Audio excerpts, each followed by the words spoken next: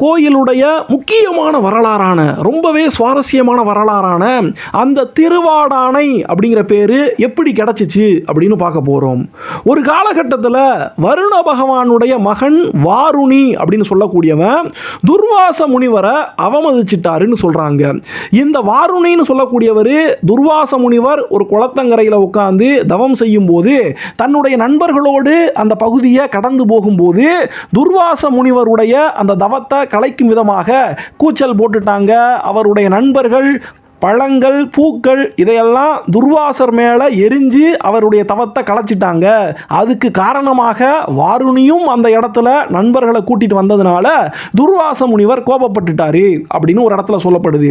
இன்னும் சில இடங்களில் துர்வாச முனிவர் அவருடைய ஆசிரமத்தில் தங்கி இருக்கும்போது வாருணி அந்த பக்கமாக போனாருன்னும் அவரும் துர்வாச முனிவருடைய ஆசிரமத்தில் தங்கி இருந்தாருன்னும் அப்படி தங்கி இருக்கக்கூடிய நேரத்தில் இந்த வாருணியுடைய நண்பர்கள் எல்லாம் துர்வாச முனிவருடைய அந்த தவத்தை கலைச்சிட்டாங்க.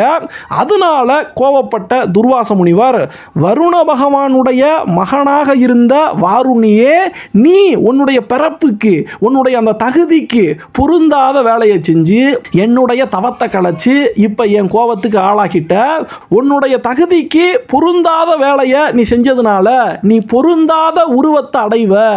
யானையுடைய உடம்பும் ஆட்டுடைய தலையும் உனக்கு வாய்க்கட்டும் அப்படின்னு சாபத்தை போட்டுட்டாராம்.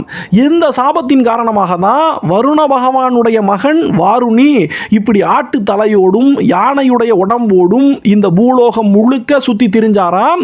அப்படி அவர் சுத்தி திரியும் போது நிறைய முனிமார்கள் எல்லாம் இப்படி தெரியாம செஞ்ச தப்புக்காக ஒரு சாபத்தை வாங்கி வாருணி மனம் வருந்தி கிடக்கிறானே, அவனுக்கு நல்ல வழி காட்டணும் அப்படின்னு சொல்லி அந்த ஒரு உயிரினத்துக்கு வாருணிக்கு இங்க சூரிய பகவானுடைய அந்த சாபத்தையே போக்குன ஆதிரத்னேஸ்வரர் இருக்காரு.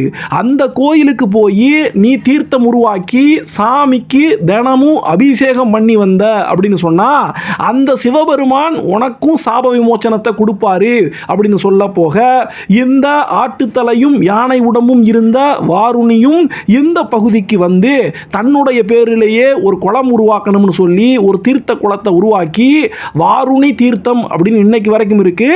அந்த தீர்த்தத்திலிருந்து தண்ணி கொண்டு வந்து சிவலிங்கத்துக்கு அபிஷேகம் பண்ணி சாமியை கும்பிட்டு வருது. எப்படி இடைவிடாம வாருணி பண்ணின அந்த அபிஷேகத்தால சிவபெருமான் மனம் குளிர்ந்து போய் வாருணியுடைய அந்த பழைய உருவத்தை அவனுக்கு கொடுத்து அந்த சாப விமோச்சனத்தை கொடுக்கிறாரு. அதுபோக சிவபெருமான் காட்சி கொடுக்கும் போது உனக்கு வேற என்ன வர வேணும் அப்படின்னு கேட்கும்போது இந்த கலியுகம் முடிகிற வரைக்குமே